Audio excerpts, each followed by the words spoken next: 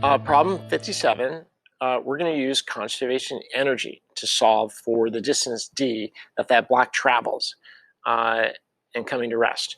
So the block starts out with kinetic energy on this frictionless portion of the track. It's going to go down and up, but it's going to end up higher than where it started. And I'm going to show you how I approach these problems. I write down the equation of everything. And that simply equates the energy at state one, its starting point, and then associate it with the energy that it has at the end point, which I call state two. So let me identify what I mean by state one and state two. So the block is starting out with kinetic energy. I'm going to call that state one. Then the block's going to end up coming to rest after sliding along that rough section, which I'm going to call state two. All right. Now, the equation of everything. Now, I'm going to write down every possible energy associated with an object. It can have potential energy, kinetic energy, energy stored in a spring. And then in this problem, it involves that non-conservative force, friction. And that accounts for the energy loss and the work being done by friction. So here we go. The equation of everything. Potential energy at state one, okay? Does it or doesn't it? Kinetic energy at state one, it certainly has kinetic energy. Is there a spring involved in the problem at state one? I don't see a spring, but I'm going to write it down nonetheless, okay? Let me move this down a little bit here. A little time out here. All right. Now, that energy, all told, is equal to the energy at state two. All right. Is there gravitational potential energy? Did it end up lower or higher than where it started? And it looks like it ended higher than where it started. So there's gravitational potential energy at state two. Is it moving anymore? I don't know. You never know in a problem. So here's the kinetic energy at state two. Is it compressing a spring and coming to rest? No, but I'm going to write it down anyway, just so I don't lose track of the energy. So think of conservation energy as an accounting principle.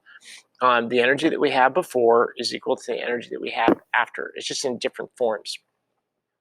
And here's that non-conservative force, friction, and the work it plays in dissipating energy.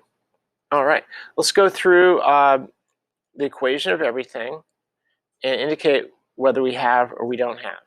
Well, at state one, I'm going to consider we're at this baseline relative to where we're going to end up. So we're going to call that zero. Yes, we have kinetic energy. No, we don't have any energy stored in a spring. Okay, now that's state one. State two, are we above or below where we started? Well, we're definitely above where we started. Is the object moving anymore? No, it has come to rest. Is there a spring involved? No, there's no spring involved. Does it involve this non-conservative force? Yes. So I consider this Q, heat loss. Okay, energy loss due to friction. All right, now let's pull down from our equation of everything what each of these represents. So kinetic energy at state one is 1/2 mv squared. And that equals mgh, okay, state two, and F of F times D. Now, F of F, friction force, is equal to mu mg, so this is mu kinetic, mg d. Oh, look at that. Mass cancels, because mass appears in each term. Now, if you have energy stored in a spring, don't be canceling the masses, because 1/2 kx squared doesn't have mass in that formula. All right, let's continue. We're solving for d.